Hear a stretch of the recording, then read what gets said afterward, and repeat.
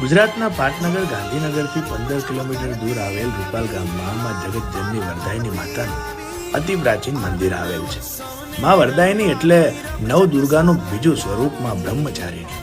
કહેવાય છે કે માતાજીએ આ જ સ્થાને કીધી પાંડવોને મહાભારતના યુદ્ધમાં વિજય થવાનું વરદાન આપ્યું હતું.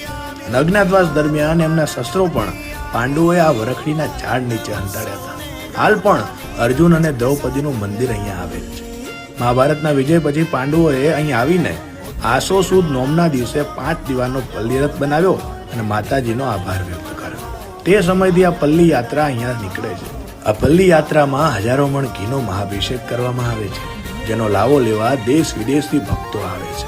આ વર્ષે 30/9/2025 દિવસે પલ્લી યાત્રા યોજાવાની છે. તો આપ પણ આ પ્રસંગે પધારો અને માતાજીના આશીર્વાદ મેળવો. જય મા વરદાયની.